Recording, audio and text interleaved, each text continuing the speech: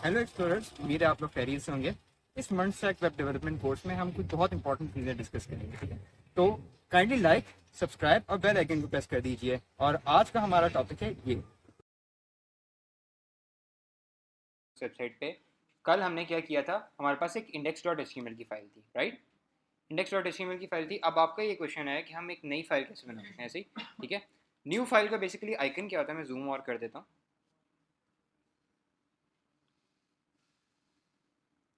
ये देखें, यहाँ बेसिकली आपको एक आइकन नज़र आ रहा होगा, ठीक है। ये न्यू फोल्डर का है, ठीक है, और ये न्यू फाइल का है। आपने क्या करना है, न्यू फाइल वाला ओपन करना है, ठीक है। न्यू फाइल का ओपन करने के बाद आपने जो भी नाम रखना है, abc.html, ठीक है। कोई भी नाम आपने रखना है, आप रख सकते हैं, ठीक है। फर्स्ट वाले का नाम क्या, क्या चीज़, sorry. Dot H T M L जब तक आप नहीं लिखेंगे उसको ये चीज़ नहीं पता चलेगी। एच टी एम बी लिख सकते हैं, ठीक है। डॉट एच टी एम बी लिख सकते हैं, but dot H T M L लिखना चाहिए, ठीक है।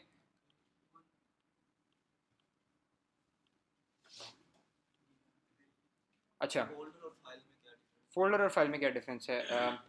मैंने लास्ट क्लास में बताया था, कौन बताएगा? फोल्डर और फाइल में क्या डिफरेंस है? सही है, सही बोला, सही बोला।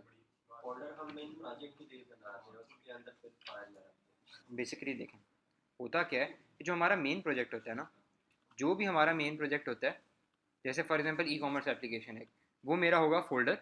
अब उस फोल्डर के अंदर मेरे मल्टीपल फाइल्स होंगी, जो कि जैसे होम पेज हो गया, अबाउट, कॉन्टैक्ट, तो वो बेसिकली फाइल्स में आएंगी। और जो प्रोजेक्ट इटसेल्फ है ना, वो हमारा आएगा फोल्डर, ठीक है। तो ये बेसिकली डिफरेंस है फोल्डर और फाइल में, ठीक है। डन। अच्छा, कल की क्लास में हमने क्या किया था, हमने टैग्स के बारे में पढ़ा था। एच टी एम एल, इसकी ओपनिंग क्लोजिंग, हेड की ओपनिंग क्लोजिंग और बॉडी की ओपनिंग क्लोजिंग, ठीक है। अच्छा, आज की क्लास में हम क्या पढ़ेंगे, आज की क्लास में हम पढ़ेंगे इमेजेस और एंकर टैग के बारे में, ठीक है। अब इमेजेस क्या है, एक इमेजेस तो ऑब्वियसली आप सबको पता है, पर इमेज अगर मैंने अपनी वेबसाइट पे ऐड करनी है तो वो मैं कैसे कर सकता हूँ। सबसे पहले मैं करता हूँ गो लाइव। गो लाइव करने पे क्या होगा कि मेरा जो कल का काम है वो मुझे शो होना शुरू हो जाएगा, ठीक है। डन। एग्जैक्टली, इसकी स्टाइलिंग वगैरह जो भी होगी वो सारी हम सी एस एस में करेंगे। हमने ये चीज़ पढ़ी थी कि एक बिल्डिंग है, बिल्डिंग का अगर ग्रे स्ट्रक्चर बना रहे हैं तो वो क्या चीज़ है, H T M L. Website के सिंटेक्स में अगर बात की जाए तो वो क्या है हमारा, एच टी एम एल। तो अभी हमारा स्टेप वन क्या है, हम स्ट्रक्चर बना रहे हैं, ठीक है। स्टेप टू पे जब हम जाएंगे तब हम डिजाइनिंग करेंगे, राइट। बिल्कुल, वो सी एस एस में ही आता है, बट वो इनलाइन स्टाइल होता है, ठीक है। जैसे कि आप जो कह रहे हो ना, वो क्या होता है कि आप यहाँ स्टाइल का एट्रीब्यूट यूज़ करते हो और वो उस तरह कर रहे हो, बट वो इनलाइन स्टाइल में कंसिडर होता है, तो इनडायरेक्टली वो भी सी एस एस ही है, ठीक है। वो सी एस एस की टाइप्स में हम पढ़ेंगे कि किस किस तरह हम सी एस एस ऐड कर सकते हैं, ठीक है। तो वो पूरा एक हमारा लेक्चर है, ठीक है। ओके, अब बेसिकली हमारा ये पार्ट है कि हमने इमेज ऐड करनी है, ठीक है। इमेज कैसे ऐड करेंगे, इमेज का टैग बेसिकली हमें इमेज ऐड करने के लिए हमें क्या करना पड़ता है, आई एम जी, ठीक है। आई एम जी इमेज का टैग, इमेज ऐड करने के लिए आपका आई एम जी का टैग होता है, और आगे एस आर सी, ठीक है। एस आर सी क्या चीज़ है, सोर्स। आपकी इमेज का जो भी सोर्स होगा वो किस में आएगा, एस आर सी के अंदर, space A L T. A L T क्या चीज़ है, ए एल टी का मतलब है अल्टरनेटिव टेक्स्ट, ठीक है। अल्टरनेटिव टेक्स्ट कब शो होगा आपको, जब आपकी इमेज लोड नहीं होगी, किसी इंटरनेट की वजह से कोई इशू हो गया, ठीक है, या आपका कोई पाथ सही नहीं है। पाथ मतलब आपने लिंक सही नहीं दिया हुआ, या उसको इमेज नहीं मिल रही, तो क्या प्रॉब्लम, तो क्या होगा, आपको अल्टरनेटिव टेक्स्ट शो कर देगा, ठीक है। अच्छा, यहाँ हमारा बेसिकली पॉइंट स्टार्ट होता है, मैं दोबारा बता दूँ। इमेज, आई एन जी, ठीक है। S R C, S R C का क्या मतलब है, आपका सोर्स, ठीक है। अब बेसिकली ये टैग के अंदर कुछ एट्रीब्यूट्स या कुछ प्रॉपर्टीज़ हैं, ठीक है। अब हमें इस वाले इमेज के टैग में हमें कुछ प्रॉपर्टीज़ देनी पड़ती हैं, जैसे एस आर सी और अल्टरनेटिव टेक्स्ट हमें देना पड़ता है। अल्टरनेटिव टेक्स्ट के बिना हमारा काम चल जाता है, बट अच्छी अप्रोच ये है कि आपको ऐड करना चाहिए। नहीं, एच टी एम एल वो वाहिद लैंग्वेज है जो आपको एरर नहीं देगी, यानी उन लैंग्वेजेस में से जो आपको एरर नहीं देती, ठीक। इमेज में हो सकता है, ठीक है, इमेज में एरर नहीं आएगा, इमेज आपको नज़र नहीं आएगी, ठीक है। अच्छा, अब ALT क्या चीज़ हमने पढ़ी है, क्या चीज़ है? Alternative text.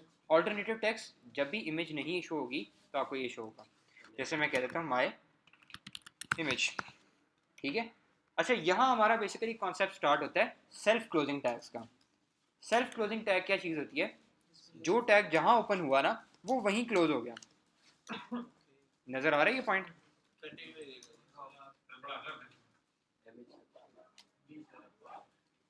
ठीक है, डन। My image. अच्छा, मैं इस पे जाऊंगा ना तो ये देखिए मुझे क्या शो हो रहा है, छोटी सी बिल्कुल एक डेमो इमेज शो हो रही है, और क्या शो हो रहा है? My image. एक मिनट, मैं आपको ना इस तरह करके शो कर देता हूँ। अब क्लियर है?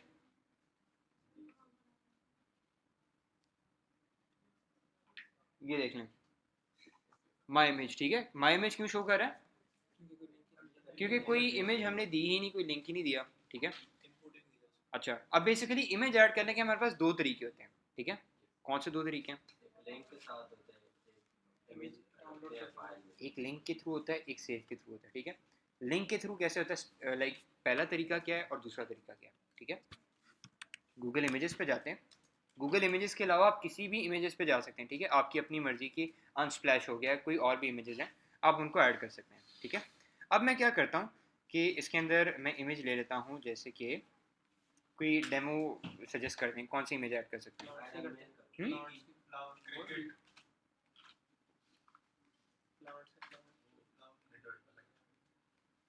फ्लावर ही कर लेते हैं,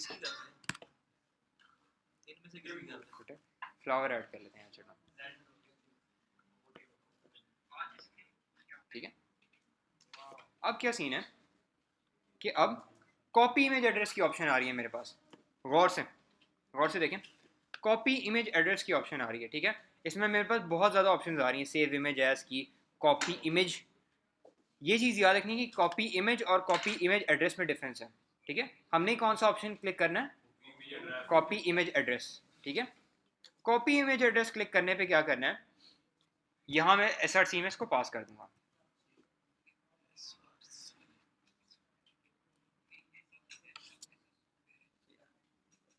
ठीक है। ये देखें इमेज होगी, ठीक है। अब जो इमेज का उन्होंने साइज रखा होगा ना वो अपने हिसाब से इमेज का साइज होगा। अगर उन्होंने छोटी इमेज ऐड की है तो छोटी इमेज शो होगी, बड़ी की है तो बड़ी शो होगी, ठीक है, पिक्सल्स के हिसाब से। पॉइंट अब ये बेसिकली कि हम अपने हिसाब से इसको कैसे एडजस्ट कर सकते हैं, ठीक है। अब मैंने हाइट और विड्थ स्पेसिफाई करनी है, मैं अपने हिसाब से कैसे एडजस्ट कर सकता हूँ, ठीक है। उसके लिए बेसिकली मेरे पास, जैसे मैंने ये सोर्स और अल्टरनेटिव टेक्स्ट की एट्रीब्यूट पास किए, इसी तरह मेरे पास और कुछ एट्रीब्यूट्स हैं, ठीक है। कौन कौन से एट्रीब्यूट्स हैं? विड्थ और हाइट, ठीक है। 300px, ठीक है। अब क्या किया, 300px का क्या मतलब है? पिक्सल, 300 पिक्सल कर दिया मैंने, ठीक है, डन। अब क्या सीन है, अब मेरे पास आती है विड्थ, ठीक है। विड्थ बेसिकली बड़ी एक इसमें बड़ी इंपॉर्टेंट चीज़ है समझने वाली, जो कि मैं आपको बताता हूँ। अब इसमें मैं रख लेता हूँ 1500px, 1500px, ठीक है। अच्छा, 1500px से मैं थोड़ी ज़्यादा कर लेता हूँ, 1500px से ज़्यादा मैं करके ना 1900px कर लेता हूँ। अब ये बहुत बड़ी होगी, ठीक है। अब ये स्क्रॉल आ रहा है मेरे पास, ठीक है। ये चीज़ आपने याद रखनी है कि आपने कोशिश करनी है कि आपकी साइट पे स्क्रॉल ना आए, ठीक है। अगर आपकी साइट पे स्क्रॉल आ रहा है ना तो वो एक अच्छा इंप्रेशन नहीं डालता। यानी यूज़र, फॉर एग्जांपल आप एज ए यूज़र इमेजिन करें कि आपकी साइट पे अगर स्क्रॉल आ रहा है तो क्या आपको एक अच्छा इंप्रेशन पड़ेगा? नहीं। हमने ये करना है कि हमारी जो इमेज आ रही है ना, हमने कोशिश करनी है कि इस पर स्क्रॉल ना आए, डन। इस पर स्क्रॉल ना आए, उसके लिए हम क्या कर सकते हैं? और एक और इम्पॉर्टेंट चीज़ के बारे में आपको बता दूं, रिस्पॉन्सिवनेस। कितने ऐसे लोग हैं जिन्होंने कहीं थोड़ी बहुत डेवलपमेंट की होगी ना, उनको रिस्पॉन्सिवनेस का पता होगा, ठीक है। ठीक है, कितने स्टूडेंट्स हैं जिनको रिस्पॉन्सिवनेस का पता है? 3-4 ही हैं, ठीक है।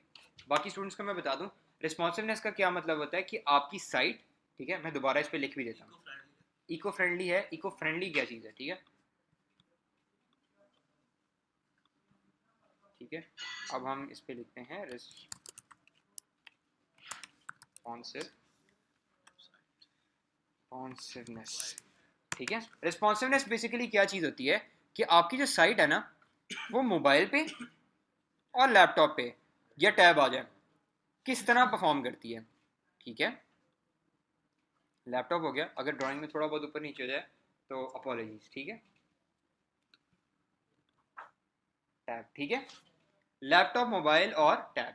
ठीक है, इन चीज़ों पे कैसे परफॉर्म करती है, यानी मल्टीपल स्क्रीन साइज के हिसाब से आपकी साइट कैसा परफॉर्म करती है। तो हमारी साइट को अच्छा परफॉर्म करना चाहिए कि बुरा करना चाहिए? अच्छा करना चाहिए। सही है, तो अगर हमारा इधर स्क्रॉल आ रहा है, अब हमने अपनी रिस्पॉन्सिवनेस चेक करनी है। ठीक है, अब फॉर एग्जांपल HTML की जो फाइल है वो तो मेरे इसके अंदर है, लैपटॉप के अंदर, तो मैं रिस्पॉन्सिवनेस कैसे चेक करूँगा? ठीक है, रिस्पॉन्सिवनेस चेक करने का क्या तरीका होता है, आपने करना है लेफ़्ट क्लिक करना है, लेफ़्ट क्लिक इंस्पेक्ट करना है। ठीक है, पहुँचे सारे इधर, करें लेफ़्ट क्लिक। ठीक है, इस पॉइंट को देखना है फिर गौर से, लेफ़्ट क्लिक कर रहे हैं। ठीक है, और इंस्पेक्ट, कोई भी साइट खुली हुई है ना आपके पास उसको कर लें, आपकी अपनी बनाई हुई नहीं है कोई मसला नहीं, कोई भी साइट खोल लें बेशक।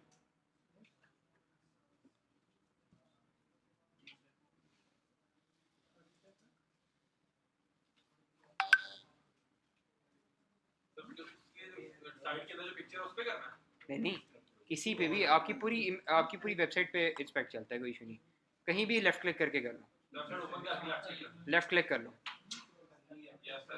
ठीक है, लेफ़्ट क्लिक हो गया। अच्छा, अब आपने इंस्पेक्ट किया ना, इंस्पेक्ट करने पे क्या होगा कि आपके पास ये ऑप्शन शो हो रही होगी, गौर से देखना है, ये ऑप्शन शो हो रही है मोबाइल की, ये देखें, ये देखें, ये शो हो रहा है ऑप्शन, हो रहा है, इस पे क्लिक करें ज़रा, इस पे, ये जो ऑप्शन है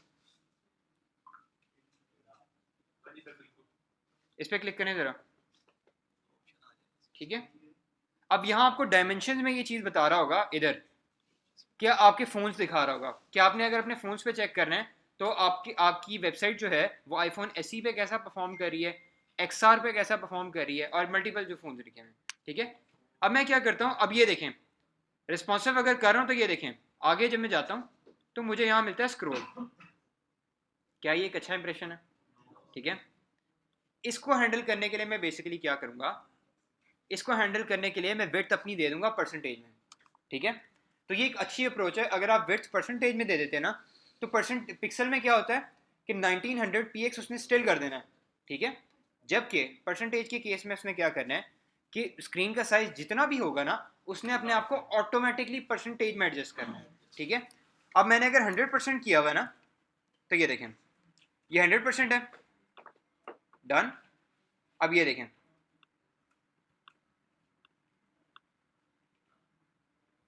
ठीक है, ये देख रहे हैं स्क्रीन का साइज ऑटोमेटिकली खुद ही एडजस्ट हो रहा है।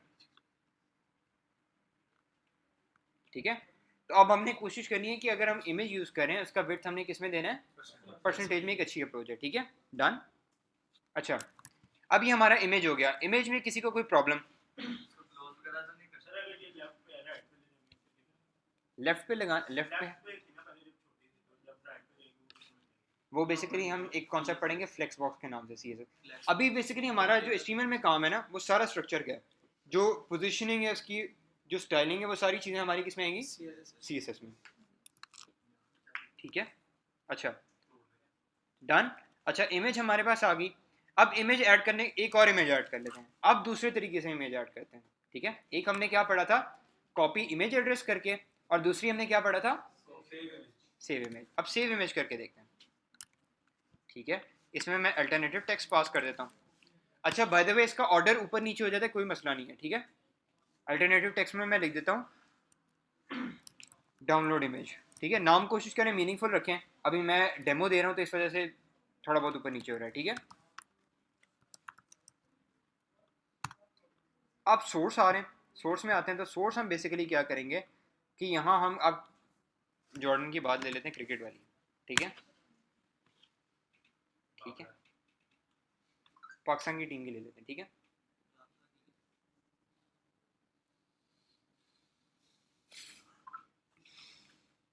ठीक है, अब क्या करते हैं, सेव इमेज एज।